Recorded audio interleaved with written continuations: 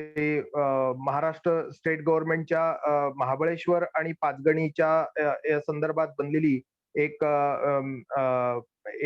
Committee आहे. त्या कमिटीचे ते चेअरमन आहेत. त्याच्यानंतर वेगवेगळ्या प्रकारच्या बायोडायव्हर्सिटी मॅपिंग किंवा इकॉलॉजिकल जे महत्वाचे जे भाग आहेत आपल्या महाराष्ट्रातले स्पेसिफिक, त्याच्यातला बायोडायव्हर्सिटी हॉटस्पॉट ज्याला म्हटलं जातं, अशा संदर्भातही त्यांचं खूप सारं काम झालेलं आहे. क्लायमेट चेंज आणि त्या संदर्भातले एकूणच सगळ्या प्रकारचं जे काही त्याचे परिणाम आपल्याला बघायला मिळतात, त्या संदर्भातही त्यांचा खूप सारा अभ्यास आहे. एन्व्हायरमेंटल इम्पॅक्ट असेसमेंट च्या संदर्भामध्ये त्यांचं काम खूप मोठं आहे. एक he is one of the respected त्याच्यातले गाईड आहेत या एन्व्हायरमेंटल इम्पॅक्ट असेसमेंट या विषयातले. बायोडायव्हर्सिटी मॅनेजमेंट च्या वेगवेगळ्या, जसं आधी म्हटलं की महाबळेश्वर पाचगणीच्या त्या टीम मध्येही आहेत ते. त्याच्या व्यतिरिक्त अशा बऱ्याचशा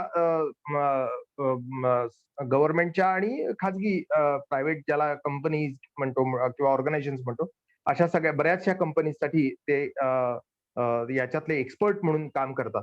रानवा नावाची एक संस्था आहे, त्याचे ते ऑनररी सेक्रेटरी सुद्धा आहेत. बाकी मला असं वाटतं की आपल्या म्हणजे त्यांच्या बोलण्यातून आपल्याला त्यांचा परिचय अधिक होणारच आहे. मी अंकुर सरांना विनंती करतो की त्यांनी त्यांचा विषय सुरुवात करावा. धन्यवाद. Thank you sir. मी आता माझा स्क्रीन शेअर करतो.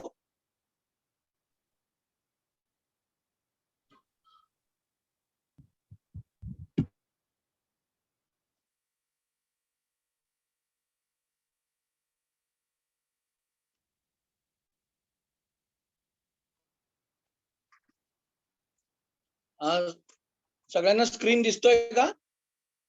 येस सर, दिसतोय. Okay, so thank you very much, Kuldeep sir, for your nice introductory words. Today I will be speaking about urban biodiversity and what an individual can do to protect urban biodiversity. Okay, so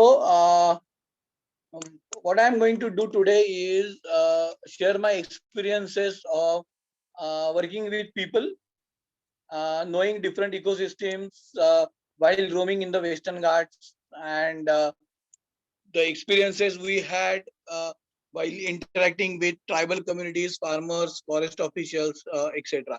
So it will be a largely experience sharing related to whatever work we have done with respect to urban biodiversity or in specific or biodiversity in general. Okay, so आपल्याला biodiversity या शब्दाची ओळख व्हायला लागलेली आहे आणि वेगवेगळे dimensions आहेत या बायोडायव्हर्सिटी या विषयाचे. मेनली आपल्याला बायोडायव्हर्सिटी म्हणलं की वाईल्ड बायोडायव्हर्सिटीची जास्ती ओळख आपल्याला होते, कारण जे वेगवेगळे चॅनल्स आहेत, नॅशनल जिओग्राफिक असेल किंवा ॲनिमल प्लॅनेट असेल, तिथनं त्या किंवा BBC शी रिलेटेड चॅनल्स असतील, आपण बरेचदा या वाईल्ड लाईफ रिलेटेड मूवीज म्हणा किंवा त्यांच्या वेगवेगळ्या सिरियल्स असतात, काही स्पेसिफिक इकोसिस्टीम्सला धरून रन केलेल्या सिरियल्स असतात. म्हणजे केनियाच्या सवानाज मधली असेल किंवा आफ्रिकेच्या एव्हरग्रीन फॉरेस्ट मधल्या सिरियल्स असतील.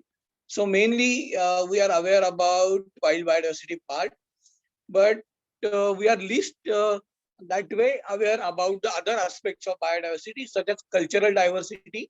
So it's a very interesting concept how human culture has co-evolved with biodiversity, and it has been always noticed that the countries which are biodiverse, they are also culturally diverse.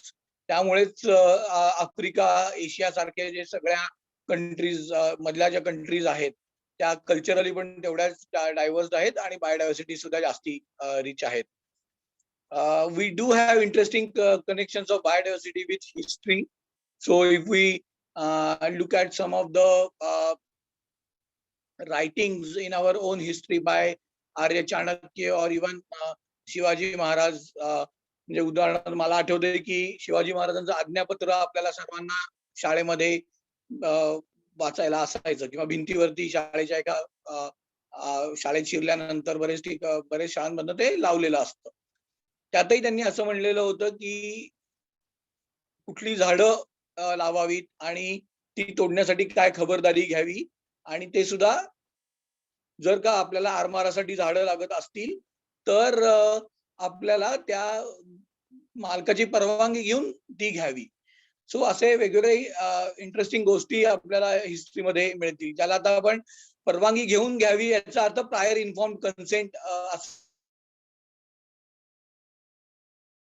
परवलीचा शब्द सध्या झालेला आहे. Prior inform consent म्हणजे कोरोनाच्या काळात सगळ्यांनी वाचलं असेल किंवा ऐकलं असेल की जेव्हा चाचण्या घ्यायच्या होत्या लसीच्या, तेव्हा व्हॉलंटियर्स हवे होते आणि या सगळ्या व्हॉलंटियर्स कडनं प्रायर इन्फॉर्म कन्सेंटचे फॉर्म भरून घेण्यात आलेले होते. म्हणजे स्वतःचं संमतीपत्र होतं. हिस्टॉरिकल कनेक्शन्स, ज्याला आपण ट्रॅडिशनल नॉलेज सिस्टीम्स म्हणूयात, की एका जनरेशन कडनं दुसऱ्या जनरेशन कडे काही बायोडायव्हर्सिटी रिलेटेड माहिती ही पास ऑन केली जायची. विशेषतः ही माहिती आपले फोक हिलर्स किंवा वैदू असतील किंवा झाडपाल्याचे औषध करणारी लोक असतील तर एका जनरेशन कडनं दुसऱ्या जनरेशन कडे जायची, आणि अशा वेळेला हे नॉलेज कोणापर्यंत मर्यादित राहावं याला सुद्धा काही ठोकताळे होते, आणि त्याच्यासाठी एक प्रायर इन्फॉर्म कन्सेंट म्हणालो, एखादं बायोडायव्हर्सिटीचं नॉलेज पब्लिक डोमेन मध्ये द्यायला त्याचा महत्वाचा सहभाग होता. ऍग्रिकल्चरल डायव्हर्सिटी, भारताचाच विचार करायचा झाला तर भारतात अनेक हजारो आपल्या भातांची वेगवेगळ्या वाणं आहेत किंवा वेगवेगळ्या डाळींच्या जाती आहेत, परंतु तुलनेने आपल्याला त्याच्याविषयी खूप कमी माहिती आहे. आता सगळ्यांना आठवत असेलच की मागच्या वर्षीचं बायोडायव्हर्सिटी अवॉर्ड होतं ते नगर जिल्ह्यातल्या महाराष्ट्रातल्या राहीबाई पोपेरे यांना मिळालं. त्यांनी देशी वाणांचं संकलन केलेलं होतं की जो एक आपला पारंपरिक ठेवा होता तोही आपल्याला टिकवून ठेवायचा आहे. जरी हायब्रिड बियाणं आलं तरी आपल्याला पारंपरिक बियाणांचे काही फायदे आहेत, त्यांचा एक जेनेटिक डायव्हर्सिटी आहे ते टिकवण्यासाठी सुद्धा ते महत्वाचे आहेत. सो तो एक ऍग्रिकल्चरल डायव्हर्सिटीचा भाग होता. आणि ग्रीन रिव्होल्युशन वगैरे आपल्याला सगळ्यांना माहिती आहे, परंतु पंजाबमध्ये ग्रीन रिव्होल्युशन मुळे, अति ग्रीन रिव्होल्युशन मुळे काय झालं याचे तोटे आता समोर यायला लागलेले आहेत, आणि डायव्हर्स ऍग्रिकल्चर कसं असावं त्याच्याकडे लोक हळूहळू झुकायला लागलेली आहेत. सो ऍग्रिकल्चरल बायोडायव्हर्सिटी हा एक वेगळा आस्पेक्ट होता. आणि लाईव्ह स्टॉक डायव्हर्सिटी, की ज्याच्याविषयी सगळ्यात मी म्हणेन की खूप तुलनेने आणखीन कमी माहिती आहे. लाईव्ह स्टॉक म्हणजे आपल्याकडचं गुरंढोरं किंवा इतर असतील, याच्यामध्ये कॅटल ब्रीड्स आहेत, आपल्या कडकनाथ सारख्या कोंबड्या असतील किंवा जाफराबादी म्हशी असतील, हे सगळं लाईव्ह स्टॉक रिलेटेड व्हरायटीज मध्ये मोडतं. सो असे बायोडायव्हर्सिटीचे वेगवेगळे पैलू होते, आणि त्यातलाच एक पैलू होता तो म्हणजे अर्बन बायोडायव्हर्सिटी.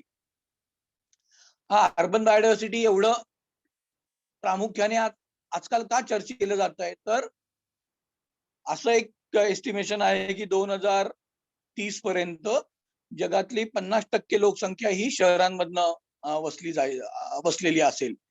याचा अर्थ नॅचरल हॅबिटॅट्स ही दिवसेंदिवस कमी होत आहेत, ती श्रिंक होत आहेत, आणि शहरांवरचं बर्डन जे आहे पॉप्युलेशनमुळे तयार होणारं आजूबाजूच्या इकोसिस्टम्स वरती ते वाढत जाणार आहे. सिमिलरली जसं निगेटिव्ह इम्पॅक्ट या सगळ्याचा शहरांवरती होतो, तसं काही वेळेला पॉझिटिव्ह इंटरव्हेन्शन सुद्धा शहरामध्ये होत राहतात. जसं वेगवेगळ्या डेव्हलपमेंटल प्रोजेक्ट्समुळे होणारी प्लांटेशन्स असतील किंवा काही मुद्दामून लँडस्केपिंगच्या दृष्टिकोनातून केलेले प्रयोग असतील, काही काही इकोसिस्टम्सचं रिस्टोरेशन असेल. सो असेही पॉझिटिव्ह इंटरव्हेन्शन हे शहरांमधनं होत राहतात. सो कळीचा मुद्दा असा आहे की is biodiversity really a frontline issue? So then it's very topical issue, it's a very fundamental issue, but sadly we can say that it's not at the forefront unless and until something really catchy news one can come across. We might be recollecting a news at least a month or a half ago when an Indian girl came to Pune city or visited Pune city abruptly. It created chaos amongst people, and we all know that the Indian Gore died in that entire episode. Coincidentally, today morning I was reading, afternoon I was reading a news, and a leopard has been sighted in Sangli, in the main market of Sangli city. So wildlife coming to cities is not new these days, and the biodiversity gets a flashlight when such incidences happen, or you may recall incidents of locust attack, ज्याला आपण टोळधाड असं म्हणतो, की जी पूर्वी शेतांपुरती किंवा जंगली भागापुरतीच मर्यादित होती, ती आजकाल शहरांमधनं सुद्धा फ्रिक्वेंटली यायला लागलेली आहे. सो असं जेव्हा होतं तेव्हाच बायोडायव्हर्सिटी फोरफ्रंटला येते. अदरवाईज बायोडायव्हर्सिटी की जी सगळ्याच्या मुळाशी आहे, आपल्या माणसाच्या अस्तित्वाच्या मुळाची आहे, त्याचं विचार सहसा पर्यावरणाच्या दृष्टिकोनातून कमी केला जातो. प्रदूषण वगैरे हे ज्या गोष्टी आहेत त्यांचा जास्ती प्रामुख्याने विचार होतो, परंतु बायोडायव्हर्सिटीचा तुलनेने कमी होतो, आणि त्याच तुलनेने कमी अर्बन बायोडायव्हर्सिटी बद्दल विचार होतो. Am I audible? Yes, sir. हो. Okay. So first understand what's the linkage, why biodiversity is really important. So if we see there is a tight relationship between biodiversity and food security, ज्याला आपण म्हणतो की आपलं वर्षानुवर्ष विविध पिढ्या सुखी व नांदायच्या असतील तर आपल्याला फूड सिक्युरिटी असणं आवश्यक आहे. तर फूड सिक्युरिटी म्हणजे फक्त भरपूर अन्न असं नाही, विविध प्रकारचं अन्न की ज्याच्या योगे आपल्याला मॅक्रोन्यूट्रिएंट्स दोन्ही मिळत राहतील. सो ओव्हरऑल जर का आपण बघितलं तर जगभरात 1 बिलियन पेक्षा जास्त लोक अशी आहेत की जे फॉरेस्ट मधनं म्हणजे जंगलांमधनं निर्माण होणाऱ्या फूड्स वरती, मग त्याच्यात वाईल्ड फ्रुट्स असतील, बेरीज असतील, किंवा ट्युबर्स असतील, कॉम्स असतील, वेगवेगळ्या प्रकारच्या फूड प्रॉडक्ट्स वरती हे जगभरात 1 बिलियन पेक्षा जास्ती लोक अवलंबून आहेत. 30 ते 50% प्रोटीन इंटेक जो आहे रुरल कम्युनिटीचा, एस्पेशली ट्रायबल कम्युनिटीचा, की जे जंगलावरती डिपेंडंट आहेत. सो जंगलावरती डिपेंडंट असलेल्या लोकांना इकोसिस्टीम पीपल असं म्हणलं जातं, आणि शहरी लोकांना बायोस्फिअर पीपल असं म्हणलं जातं. सो इकोसिस्टीम पीपल म्हणजे त्यांचं संपूर्ण जीवनचक्र, राहणीमान हे आजूबाजूच्या परिसरावरती अवलंबून आहे. आजूबाजूचा परिसर किती चांगला आहे त्याच्याबरोबर ते को इव्हॉल्व्ह झालेले आहेत, त्याच्यावरती अवलंबून आहे. सो जे 30 ते 50% प्रोटीन इंटेक हा वाईल्ड कम्युनिटीचा हा वाईल्ड मीट वरती अवलंबून आहे, की जे जंगलातनं त्यांना मिळतं. अजूनही जरी आपलं औषधी शास्त्र किती पुढे गेलेलं असलं तरी अजूनही जगातले 70% लोक हे प्रायमरी हेल्थ केअर साठी बायोडायव्हर्सिटी वरती अवलंबून आहेत. ज्याला आपण आजीबाईचा बटवा म्हणतो, की आपल्या साधं सर्दी ताप खोकला झालं की आपण लगेच काही डॉक्टरकडे पळायचो नाही, आपण घरच्या घरी उपचार काहीतरी करायचो, की जे आपल्याला आपल्या आईनी आजीनी परंपरागत आपल्याला ज्ञानातनं आपल्याला समजलेले होते. आणि नॉन टिम्बर फॉरेस्ट प्रोड्यूस म्हणजे लाकडा व्यतिरिक्त वन उपज जे होतं, मग लाख असेल, मेण असेल, तेंदूपत्ता असेल, वेगवेगळे अनेक प्रकार जंगलांमधनं गोळा केले जायचे.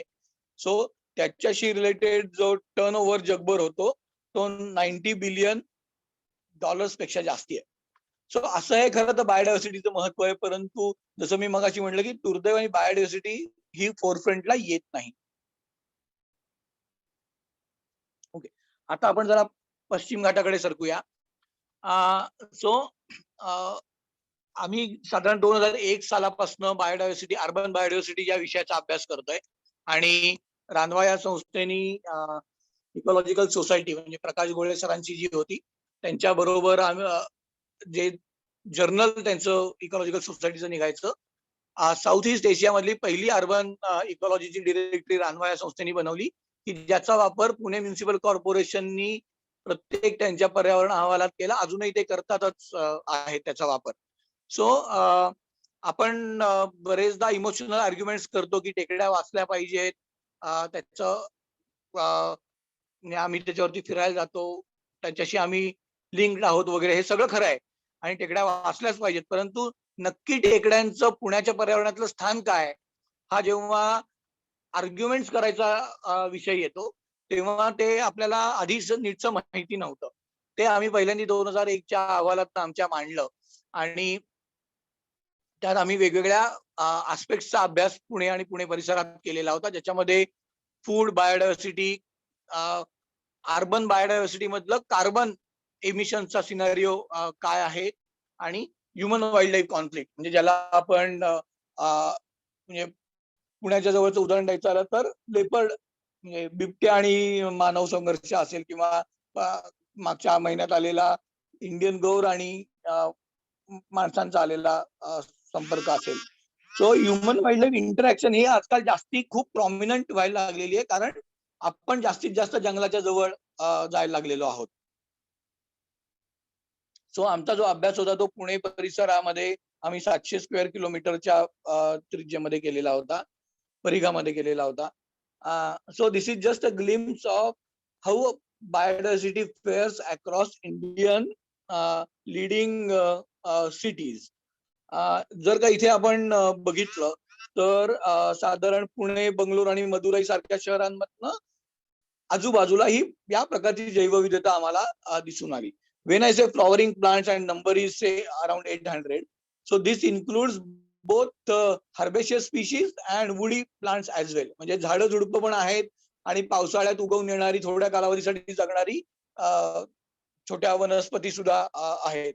सो पुणे आणि या सगळ्या शहरांच्या परिसरात आम्हाला साधारण 800 प्रकारच्या वनस्पती, 250-350 प्रकारचे पक्षी, 100 ते 150 प्रकारचे फुलपाखरं आणि 50-60 प्रकारचे फ्रॉग्स आणि रेप्टाइल्स म्हणजे बेडूक आणि साप सरपटणारे प्राणी वगैरे असे आढळून आले.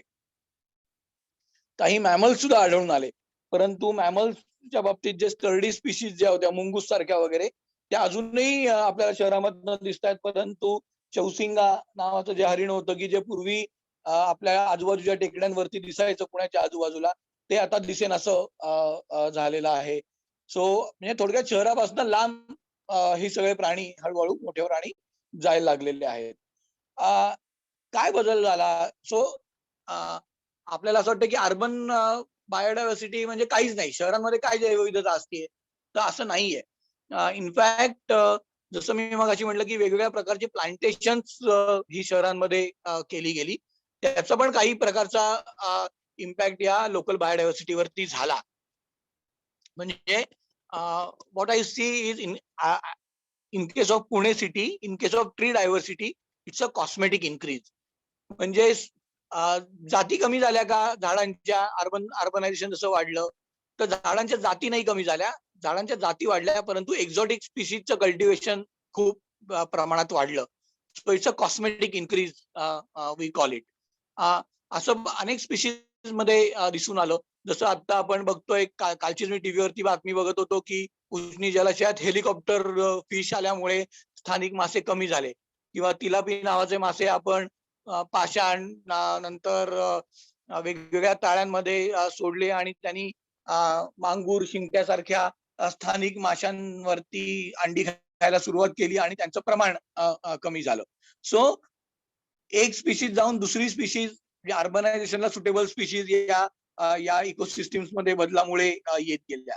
So if we look number wise, numbers might not have dwindled a large with respect to as compared to wild biodiversity, but the species composition has certainly changed, and that is very tricky issue, कारण त्याचा local biodiversity वरती खूप impact हा झालेला होता. आणि शहरामधली ही जी biodiversity होती ती आजूबाजूच्या हिंटरलँड मध्ये जे ऍग्रिकल्चर आहे, जे स्क्रब आहे किंवा ग्रासलँड आहे, त्याच्यावरती सुद्धा अवलंबून होती आणि त्याच्यामुळे मग शहरामध्ये बायोडायव्हर्सिटी जास्त दिसायला लागली.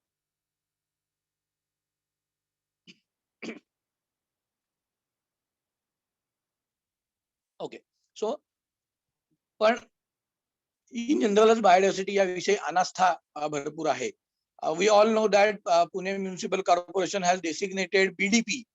सो बीडीपी आपण वर्तमानपत्रात खूप वाचतो. So BDP is biodiversity park area. So there are around 11 BDPs in and around Pune city. परंतु बायोडायव्हर्सिटी पार्क एरिया म्हणजे तिथे काही नाही असंच बरेचदा होतं, किंवा तिथे कन्स्ट्रक्शन होतात, त्याची जागा मग पुलासाठी घेतली जाते किंवा इतर गोष्टींसाठी ती डायव्हर्ट केली जाते. अनेक प्रकारचे वेगवेगळे इश्यूज हे आहेत. सो जसं प्रोटेक्टेड एरियाच्या बाबतीत होतं, की बायोडायव्हर्सिटी कुठे बघायची, तर वाईल्ड लाईफ सँक्च्युरी किंवा नॅशनल पार्क्स मध्ये जाऊन बघायची. तर शहरामध्ये आपल्याला वेगळा अप्रोच घ्यायला लागेल. आपल्याला लँडस्केप बघितल्या पाहिजेत काय प्रकारचे आहेत, आणि इन्स्टिट्यूशनल एरियाज म्हणजे शहरामध्ये हे ग्रीन कॅम्पसेसचं कॉन्ट्रीब्युशन बायोडायव्हर्सिटीमध्ये प्रचंड होतं. जसं की पुणे युनिव्हर्सिटीचं कॅम्पस आहे, लॉ कॉलेज ARAI ची हिल आहे, किंवा NDA सारखा डिफेन्स इन्स्टिट्यूट आहे, की जिकडे वाईल्ड एरियाज आहेत, पिकॉक बे आणि त्या सगळ्या ठिकाणी. सो असे जे इन्स्टिट्यूशनल एरियाज होते, एज्युकेशनल इन्स्टिट्यूट असतील किंवा इतर इन्स्टिट्यूट असतील, त्यांच्यामध्ये स्वतःची अशी एक बायोडायव्हर्सिटी होती. आणि आता तर अकॅडमिकली सुद्धा कॉलेजेसना जर का चांगला ग्रेड मिळवायची असेल, तर त्यांना त्यांचं ग्रीन ऑडिट सुद्धा करायला लागतं. आणि या ग्रीन ऑडिटमध्ये मग या बायोडायव्हर्सिटीचा समावेश आपल्याला होतो, की जी अर्बन बायोडायव्हर्सिटी हा महत्वाची आहे. आता सगळंच अर्बन बायोडायव्हर्सिटीमध्ये आपलं हवं तसं होतं का? तर नाही होत. Especially what we have seen these days is rampant or plantation drives taken by youth on in and around Pune city. किंवा कुठल्याही शहरामध्ये आजकाल पावसाळ्याच्या सुरुवातीला अनेक ग्रुप्स असे असतात, की जे टेकड्यांवरती प्लांटेशन करतात. सो प्लांटेशन करणं चुकीचं आहे असं नाही, परंतु प्रत्येक ठिकाणची एक स्वतःची भौगोलिक रचना असते. स्वतःच्या एका त्या ठिकाणच्या स्पेसिफिक पाऊसमानातनं तिथली जैवविविधता आकाराला आलेली असते. So if we look at the ecological history of Pune, especially Pune city I say, की ज्याच्यामध्ये Parvati Pachgaon, ARAI law college टेकडी, किंवा आपली बावधनच्या इथली टेकडी आहे, म्हातोबाची टेकडी आहे. नंतर पुण्याच्या थोडंसं पूर्वेला गेलं तर डिफेन्सच्या ताब्यात असलेल्या हडपसरच्या बाजूला असलेल्या टेकड्या आहेत. सो या सगळ्या टेकड्यांवरती कधीच एव्हरग्रीन फॉरेस्ट डेव्हलप होईल असं पाऊसमानच नाहीये, किंवा खूप उंच पानगळीचं जंगल डेव्हलप होईल असं पाऊसमान किंवा मातीचा प्रकार किंवा दगडांचं जिओग्राफी किंवा तिथली जिओलॉजी तशी नाहीये. तो त्यामुळे आपण जेव्हा प्लांटेशन करतोय, तेव्हा तिथे सगळीकडे जंगलच मोठं उभं राहिलं पाहिजे असं अट्टहास करणं चुकीचं आहे. दुर्दैवाने होतंय काय, की आपण जी ग्रासलँड्स आहेत, म्हणजे आम्ही हे तळजाईच्या टेकडीवरती किंवा लॉ कॉलेजच्या टेकडीवरती बघितलं. उत्साही लोक असतात, ते अतिशय कष्ट घेऊन झाडांना जगवतात. रोज सकाळी संध्याकाळी चालतात, त्यांना पाण्याची बाटली घेऊन जातात आणि ती जी रोपं लावलेली आहेत त्यांचं संगोपन करतात. ते चांगलंच आहे. म्हणजे असा सिटीझन इनिशिएटिव्ह फार क्वचित इतर ठिकाणच्या शहरांमध्ये बघायला मिळत असेल. परंतु जे ग्रासलँड एरियाज आहेत, जे स्क्रबलँड एरियाज आहेत, त्यांना मारून मुटकून जर का आपण असं जंगलांमध्ये कन्व्हर्ट करत राहिलो, तर त्या स्क्रबलँड्सची किंवा ग्रासलँडची जैवविविधता ही कमी कमी होत जाणार आहे.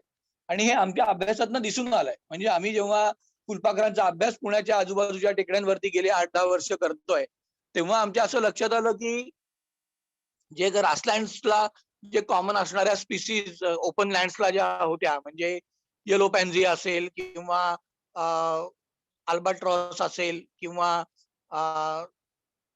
वेगवेगळ्या स्मॉल साल्मन अरब सारख्या स्पीशीज असतील, की या ओपन एरियाज मध्ये जास्ती दिसत आहेत, यांचं प्रमाण हळूहळू कमी व्हायला लागलं. आणि का तर सगळीकडनंच मोठी मोठी झाडं लावायला सुरुवात झालेली आहे आणि ज्या ग्रासलँड्स होत्या ते कमी कमी होत आहेत.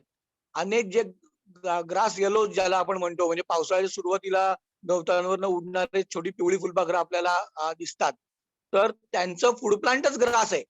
त्यामुळे जर का आपण गवतच जर का हळूहळू नष्ट करत राहिलो, तर ते अंडी कशावरती घालतील, आणि अंडी घातली नाही तर फुलपाखरं कुठनं बाहेर येतील. म्हणजे पूर्वी वारजे माळवाडीचं नाव माळवाडी का होतं, कारण तिथे माळरान होतं. आता वारजे माळवाडीला गेल्यानंतर माळरान औषधाला सुद्धा मिळणार नाही.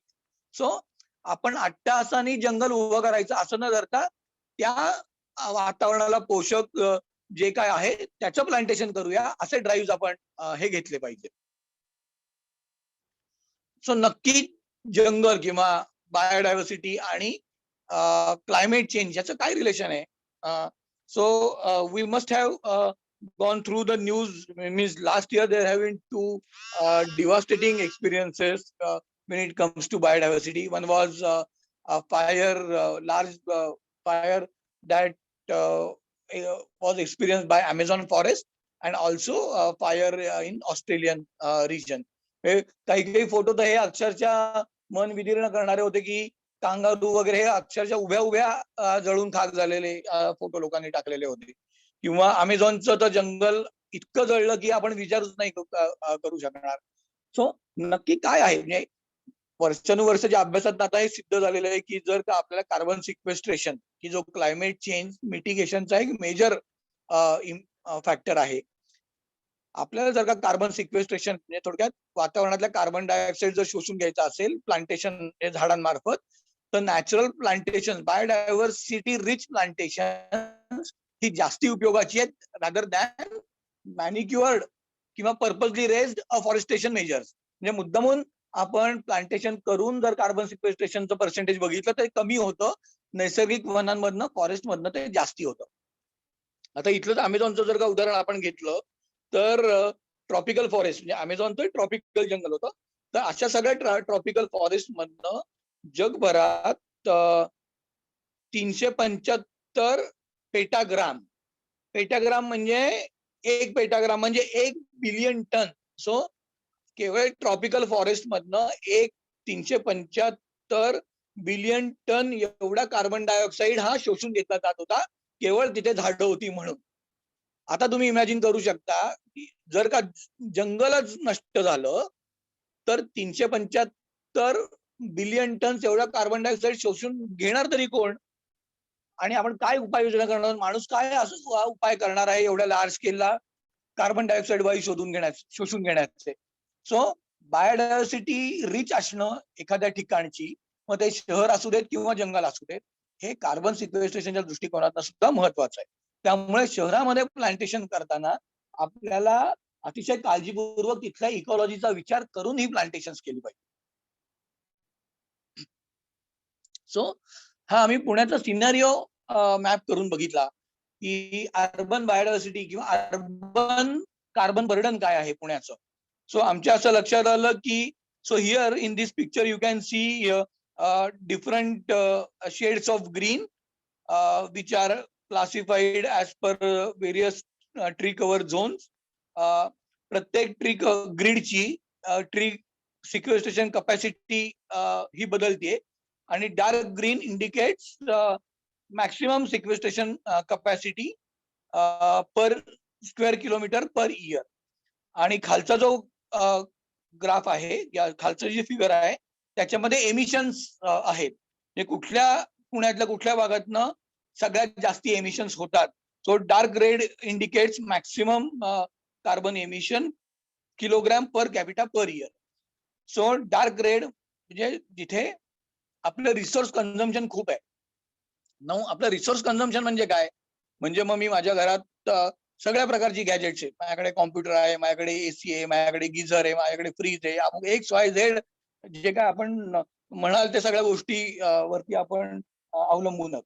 सो असं ज्या वेळेला होतं किंवा काही इंडस्ट्रियल सेक्टर जिकडे त्यांचं रिसोर्स कन्झम्पशन जास्ती आहे, तिथे आपण दर वर्षी 896 किलोग्रॅम कार्बन हा वेगवेगळ्या आपल्या ऍक्शन्स मधनं आपण एमिट करत असतो. सो इथे आपण हे सगळे गॅजेट्स वापरतोय, त्या प्रोडक्शनला लागणारं कॅल्क्युलेशन्स पण गृहीत धरण्यात आलेली आहेत.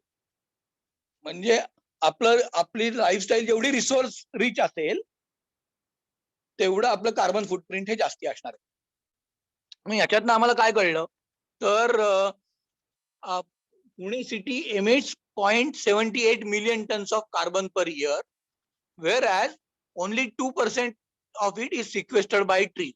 म्हणजे 0.78 मिलियन टन हा दरवर्षी पुण्यातनं एमिट होतोय. पुण्याचं contribution to global warming we can say. त्यातलं 2% फक्त आपल्या इथली 2 ते 4% आता वाढलीत म्हणजे झाडं, पण 2 ते 4% फक्त आपल्या इथली ट्री कव्हर शोषून घेत आहे. याचा अर्थ फक्त झाडं लावून हा प्रश्न सुटणार नाहीये. आपल्याला बायोडायव्हर्सिटी किंवा कार्बनच्या दृष्टिकोनातून आपल्या लाईफस्टाईलकडे सुद्धा बघायची वेळ आलेली आहे. ती कशी ती आपण बघूयात. So one calculation says that every Indian person needs 20 new trees to absorb carbon emissions and 1 hectare forest is essential for 4 people. आता तुम्हीच विचार करा, पुण्याची जर लोकसंख्या 40 लाख आहे असं आपण म्हणलं, पिंपरी चिंचवड याच्यातनं आपण वगळून टाकूया क्षणभर, तर 40 लाख लोकांना जर प्रत्येक 4 लोकांमागे 1 हेक्टर फॉरेस्ट लागेल, तर एवढं जंगल उगवायला जागा तरी कुठे आहे आपल्याकडे? म्हणजे हा प्रश्न फक्त आपला जंगल उगवून किंवा प्लांटेशन करून सुटणार नाहीये कार्बनचा प्रश्न. त्याला आपल्या बायोडायव्हर्सिटी रिच प्लांटेशन पण लागतील, इकॉलॉजिकल ला अनुषंगून केलेली. प्लस आपल्याला इतर विचार करण्याची सुद्धा आवश्यकता आहे. आता इतर विचार म्हणजे काय? सो पॉलिनेशन, ज्याला बायोडायव्हर्सिटीतला मी म्हणेन की सगळ्यात जास्ती इग्नोर्ड आस्पेक्ट कुठला असेल तर इन्सेक्ट्स. आपल्याला बायोडायव्हर्सिटी म्हणलं मग ते रुरल म्हणजे वाईल्ड असू देत किंवा अर्बन असू देत, आपलं लक्ष मेनली जातं ते प्राण्यांकडे, पक्ष्यांकडे आणि मग त्याच्यानंतर फुलपाखरांकडे. आणि हे 3 झाल्यानंतर मग आपण कदाचित मुंग्यांकडे आपण मुद्दामून बारकाईने निरखून बघू, किंवा कदाचित आपण इतर टॅक्सा म्हणजे ज्याला आपण मासे बिसे आहेत त्यांच्याकडे जर मुद्दामून गेलो खडक वाचलेला वगैरे तर बघू. सहसा आपण इन्सेक्ट्स कडे कधी बघत नाही. आणि परंतु तेच आपल्याला आपल्या मुळावर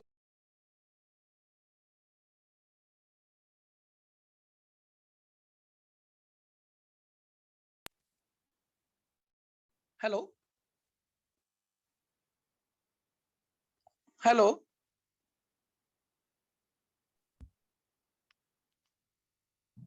हॅलो सर. हा, ऐकू येतंय ना? हा हो ये.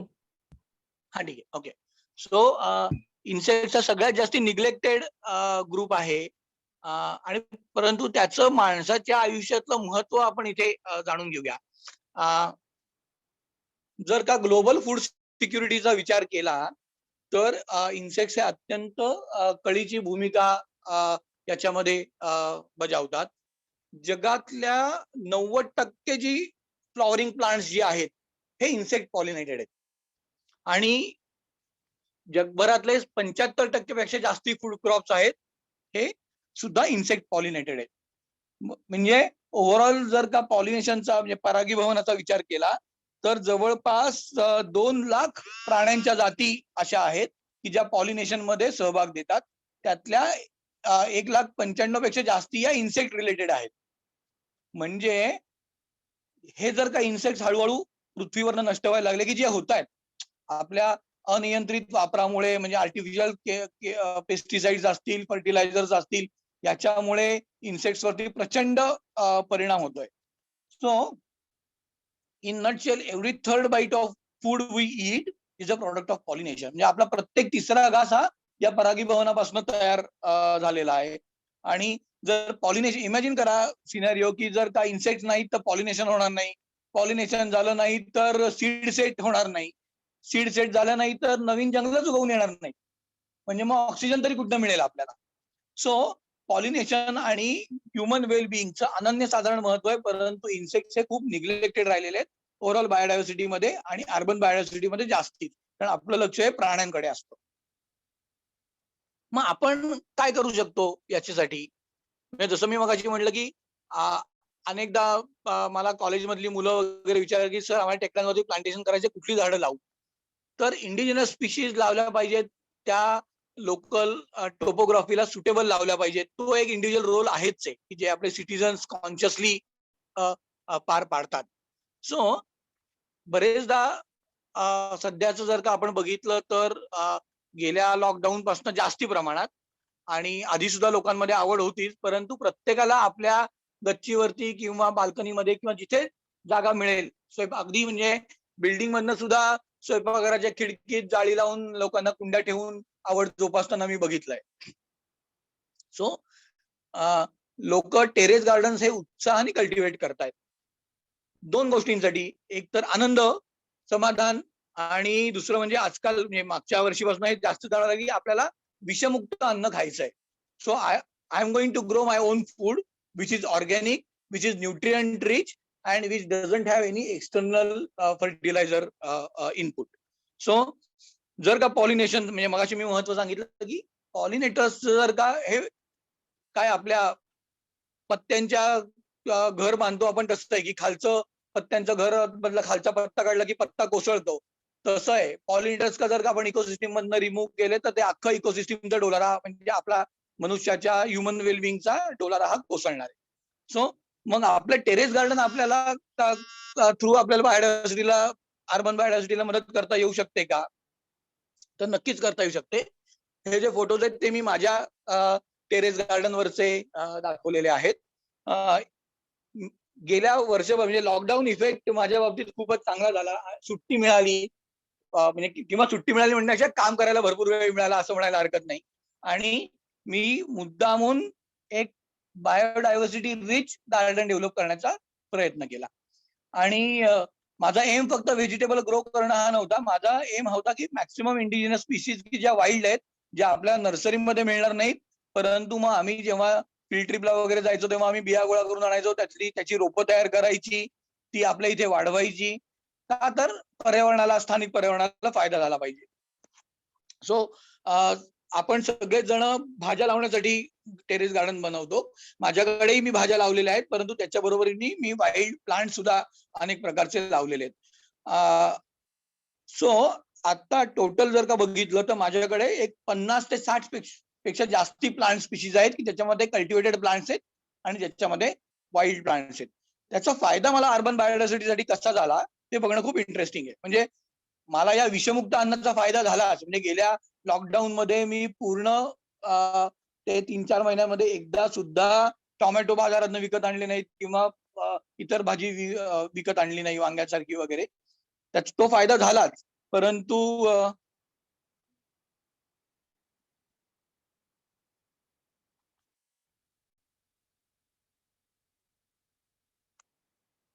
ओके,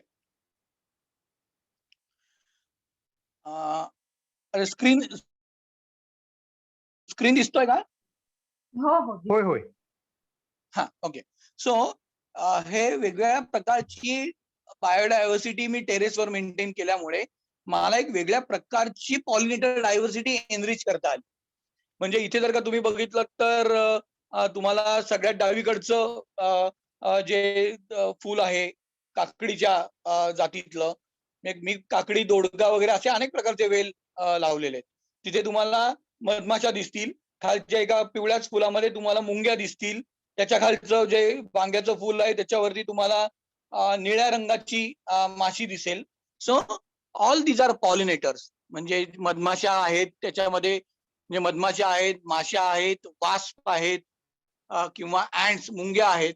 अशा वेगवेगळ्या प्रकारची बायोडायव्हर्सिटी मी मुद्दामून प्रमोट करायचा प्रयत्न केला. कारण जर का पॉलिनेटर्स या अर्बन इकोसिस्टीम मध्ये किंवा ओव्हरऑल इकोसिस्टीम मध्ये नसतील तर आपलं अन्न कसं मिळवायचं हाच आपल्याला कालांतराने प्रश्न निर्माण होणार आहे. कारण ते पॉलिनेट कोण करणार? सगळेच काही प्लांट्स हे आपले विंड पॉलिनेटेड नाहीयेत किंवा सेल्फ पॉलिनेटेड नाहीयेत.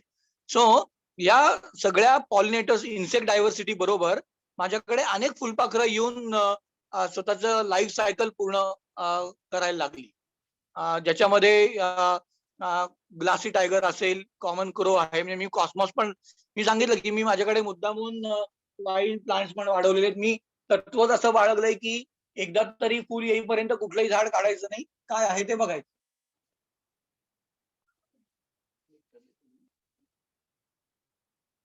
सो अशी अनेक प्रकारची झाडं मी मुद्दामून माझ्या गार्डन मध्ये लावलेली आहेत. आणि या सगळ्याचा परिणाम असा झालाय की माझ्याकडे टेरेस वरती सुमारे एक 20 ते 25 प्रकारची फुलपाखरं येऊन जाऊन असतात. ते अंडी घालतात, त्यांचं सगळं लाईफ सायकल तिथे पूर्ण होते. आणि याचा फायदे तर अनेक झाले, परंतु करिक्युलमच्या दृष्टिकोनातनं, अभ्यासक्रमाच्या दृष्टिकोनातनं लहान मुलांनाही फायदा झाला.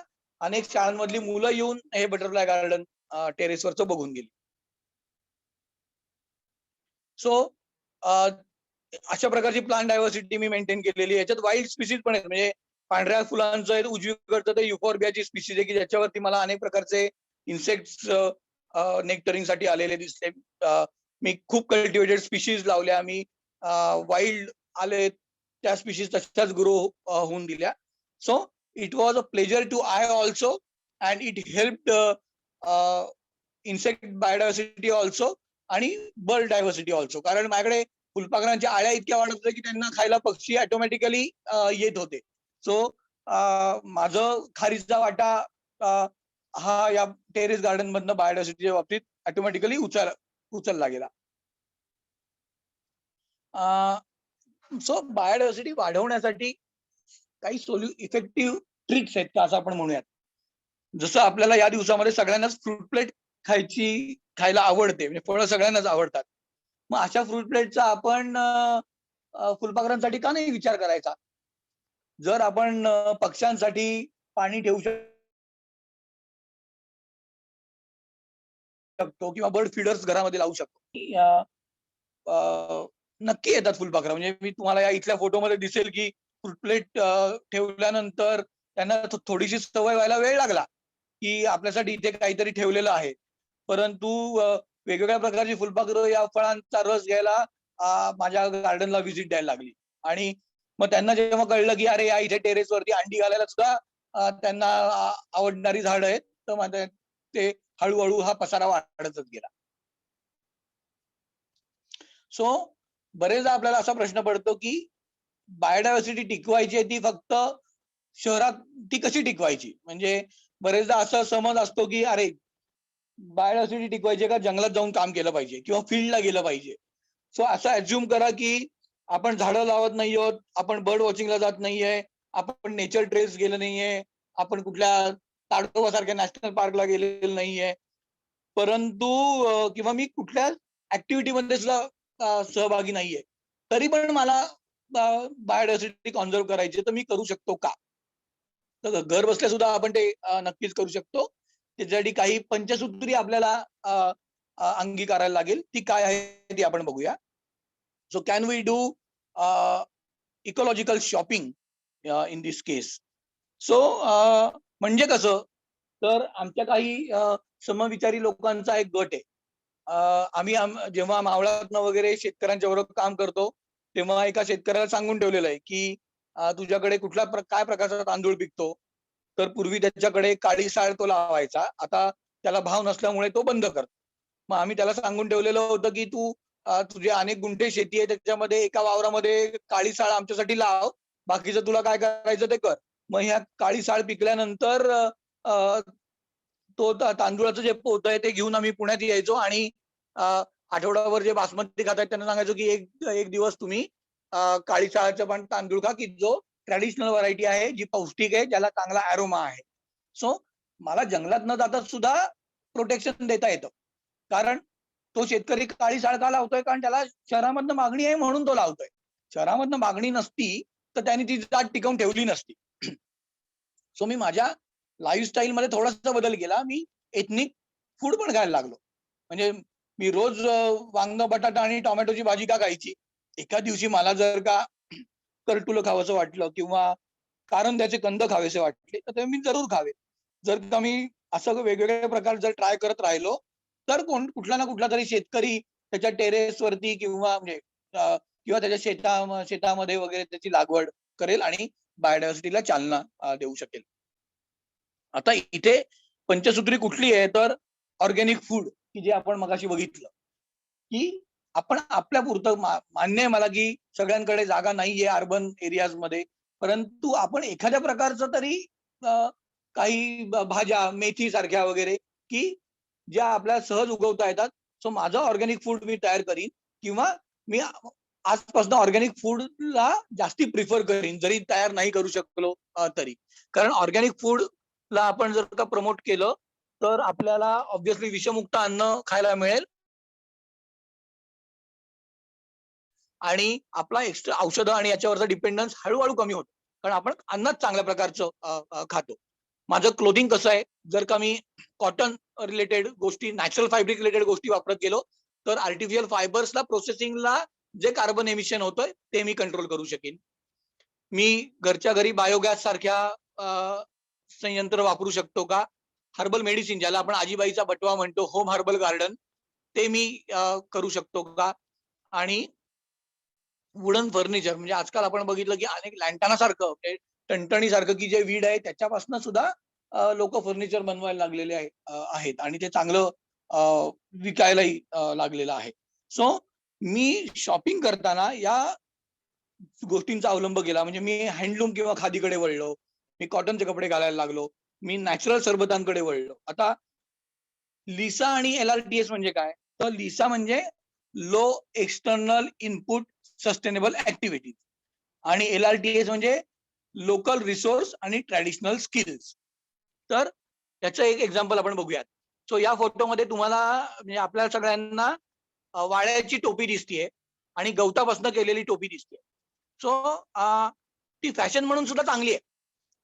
आता लोकल बर गवताची टोपी बनवणं किंवा वाळ्याची टोपी बनवणं हा ट्रॅडिशनल स्किल आहे, हे सगळ्यांनाच जमतं असं नाही. त्यामुळे जर का मी अशा गोष्टी प्रमोट करायला लागलो, तर गावातली लोक की जी या अशा ट्रॅडिशनल स्किल्स वरती डिपेंडंट आहेत, त्यांना एक लाईव्हलीहूडचा ऑप्शन निर्माण होऊ शकतो ऍडिशनल. किंवा खालच्या फोटोमध्ये तुम्हाला करवंद दिसतील, काळी मैना किंवा डोंगरची मैना आपण ज्याला म्हणतो. सो अनेक ठिकाणी आता असे सेंट्रलाइज कलेक्शनचे ग्रुप उभे केले गेलेले आहेत, पश्चिम घाटातनं राधानगरी आणि यासारख्या ठिकाणी.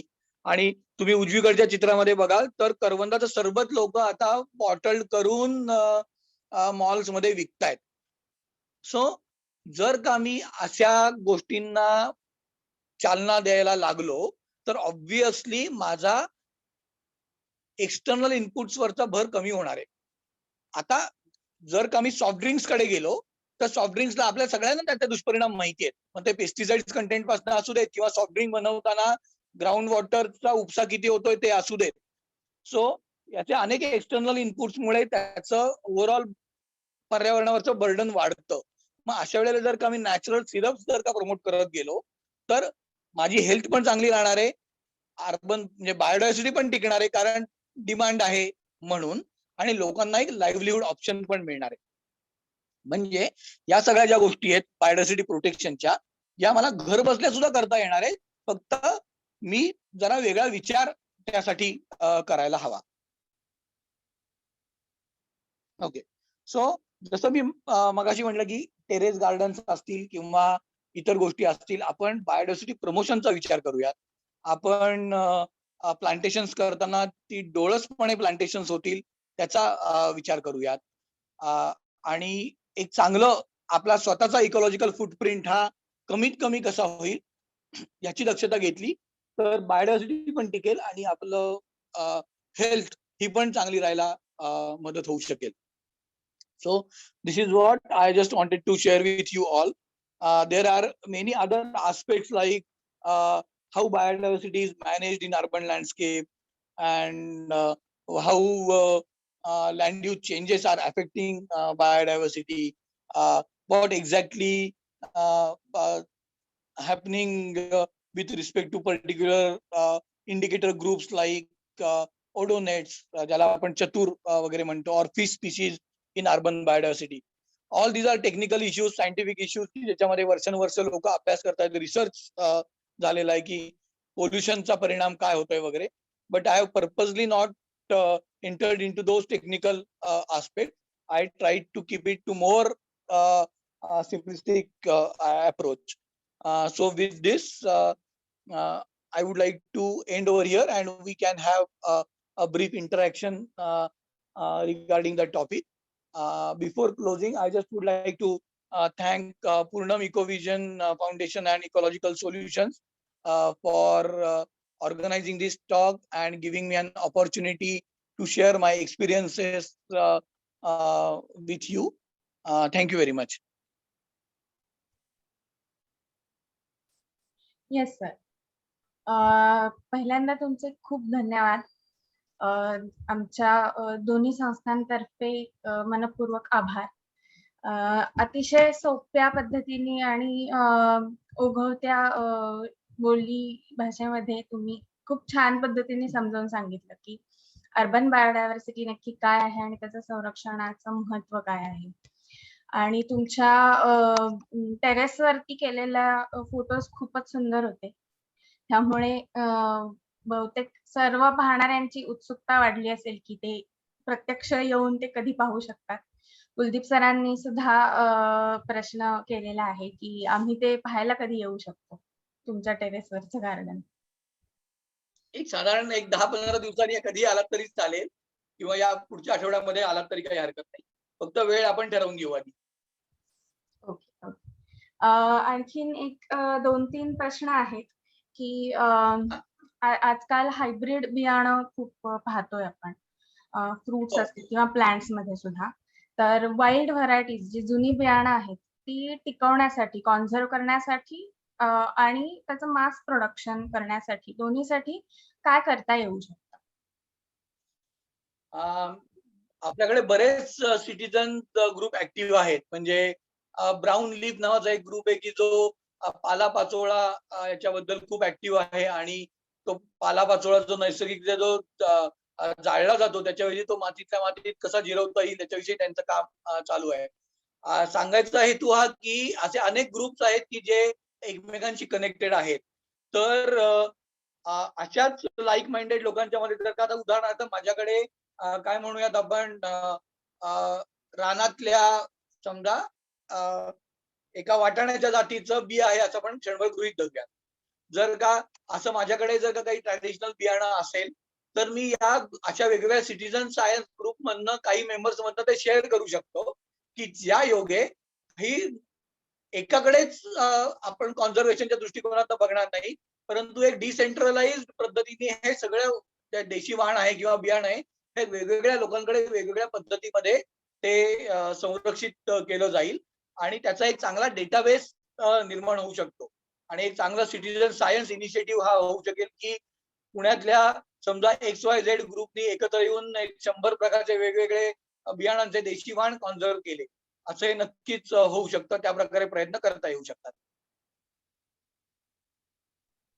नक्कीच सर. त्यानंतर ह्या पुढचा प्रश्न असा आहे, की ह्या अर्बन बायोडायव्हर्सिटीबद्दल अ, अवेअर कसं करता येईल लोकांना जास्तीत जास्त? जसं आपण आत्ता हा वेबिनारचा तोच हेतू आहे, की जास्तीत जास्त लोकांपर्यंत हा विषय पोहोचावा. त्यांना त्याचं महत्त्व जाणवून द्यावं. पण काय अजून काय इनिशिएटिव्हज घेता येऊ शकतात? मला असं वाटतंय, की अ, अ, लोकांमध्ये जागरूकता हळू-हळू वाढायला लागलेली आहे. म्हणजे जसं आजकाल आपण स्पॅरो डे सुद्धा साजरा करतो. पूर्वी पूर्वी चिमणी म्हणजे चिमणीचं फारसं कोणाला कौतुक नसायचं. परंतु ती कमी झाली म्हणल्यानंतर आपल्याला लगेच ते कळायला लागलं आणि मग त्याचं एक थोडंसं ब्रॉड स्केलला ते पोर्ट्रे पण केलं गेलं. तर मला असं वाटतंय, की सध्या जे सोशल मीडियाचे जे प्लॅटफॉर्म्स आहेत, ते इफेक्टिव्हली आपल्याला या अर्बन बायोडायव्हर्सिटीच्या बद्दल आपल्याला अवेअरनेस जनरेशनसाठी वापरता येतील. आपणही पुण्यातल्या सारख्या शहरांमधनं टेकड्यांवरती जातो. तर टेकड्यांबरोबर आपलं भावनिक नातं आहेच आहे. परंतु एक चांगल्या प्रकारे आपल्याला काही क्वेश्चनिअर डिझाइन करून लोकं का नक्की टेकड्यांवरती जातायत? म्हणजे फिरणं हा एक उद्देश असेल, परंतु आपल्याला कळत नसतं. आपण खूप वेगवेगळ्या प्रकारे तिथल्या झाडांची किंवा तिथल्या बायोडायव्हर्सिटीशी लिंक्ड असतो, की जे आपल्याला पटकन क्वांटिफाय नाही करता येत. सो अशा प्रकारे आपल्याला जे बायोडायव्हर्सिटीचे हॉटस्पॉट्स आहेत, तिथे मुद्दामून काही इनिशिएटिव्हज घेता येतील आणि जसं मी म्हटलं, की जोपर्यंत बायोडायव्हर्सिटी ही आपल्या लाईफस्टाईलला आपण लिंक करत नाही, तोपर्यंत त्याचं महत्त्व कळणार नाही. आज एखादी गोष्ट नष्ट होते म्हणल्यानंतर आपल्याला त्याचं महत्त्व कळतंय, की अरे चिमण्या गेल्या. मग चिमण्या गेल्यानंतर काय करायचं? मग डोक्याला हात लावण्यापेक्षा त्या जाऊ नयेत याचीच उपाययोजना करावी. त्यामुळे आपण आपल्या जीवनशैलीशीच बायोडायव्हर्सिटी ही लिंक केली पाहिजे असं मला वाटतं. बरोबर. अगदी खरं आहे. म्हणजे पर्यावरणपूरक जीवनशैलीकडे कसं जाता येईल याची तुम्ही पंचसूत्री तुमच्या आत्ता प्रेझेंटेशनमध्ये सुद्धा खूप छान पद्धतीने मांडली आणि लोकांना नक्कीच लोकं ह्याच्यातनं अवेअर होतील, की आपण जास्तीत जास्त जीवनशैली आपल्या कशी चेंज व्हायला पाहिजे. त्यानंतरचा प्रश्न आहे, की अर्बन डायव्हर्सिटी बायोडायव्हर्सिटीचा सिटी डेव्हलपमेंटमध्ये सस्टेनेबल सिटी आपण म्हणतो किंवा स्मार्ट सिटी वगैरे, तर त्यामध्ये कितपत ह्याचा विचार केला जातो किंवा कशा पद्धतीने विचार व्हायला हवा? अतिशय चांगला प्रश्न आहे हा. ओव्हरऑल जसं मी मगाशी म्हणलं की सगळ्या गणितामधलं पर्यावरण हे सगळ्यात शेवटी येणारं पैलू आहे या सगळ्या डेव्हलपमेंटच्या विषयामध्ये. म्हणजे आपण किती म्हणत असलो की एन्व्हायरमेंट आणि डेव्हलपमेंट हे आपल्याला एकसारखे पाहिजेत, तरी पण पर्यावरण हा सगळ्यात शेवटी येतो. कारण आपण पर्यावरणावरती होणाऱ्या आघातातनं मार्ग कसा काढायचा याचा विचार करतो, परंतु आघात होणार नाही याच्याविषयी आपण फार कमी विचार करतो.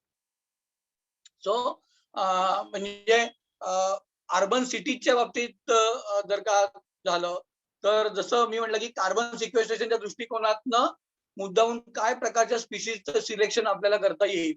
म्हणजे जर आपल्याला प्लांटेशनच करायचे, पण ती कुठल्या पद्धतीची करावी, त्याला एक काहीतरी सायंटिफिक इन्साइट देता येईल का, हा कार्बन सिक्वेस्ट्रेशनच्या बाबतीतनं विचार करायचा झाला. ज्या ठिकठिकाणी आपण ग्रीन स्पेसेस निर्माण करायचं म्हणतोय, मग त्या व्हर्टिकल ग्रीन स्पेसेस असतील किंवा इन्स्टिट्यूशनलाइज मधल्या ग्रीन स्पेसेस असतील, तिथे आपण प्रमोशन वाईज काही स्ट्रॅटेजीज वापरू शकतो का, याचा विचार करायला हवा. काही इकोसिस्टीमच्या मुद्दामून आपल्या तशाच राखीवही ठेवायला हव्यात. जसं मी मगाशी म्हणलं की ग्रासलँड आहे ना, तर ग्रासलँडच राहू दे. 8 तासांनी आपल्याला तिथे आमचा हे ग्रीन एरिया आहे म्हणून तिथे प्लांटेशन करायचं 8 तास सोडून द्यायला पाहिजे.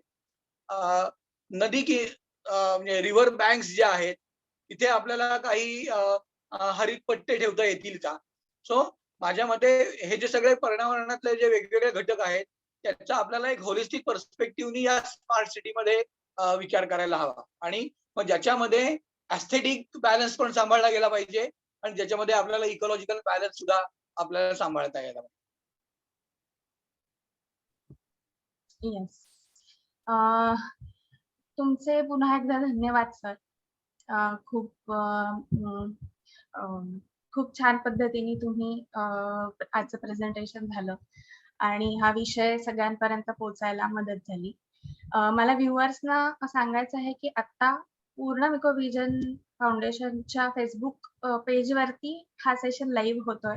याचबरोबर येत्या शुक्रवारी आपण तो आपलं पर्यावरण ह्या चॅनेलवरती सुद्धा पाहू शकतो.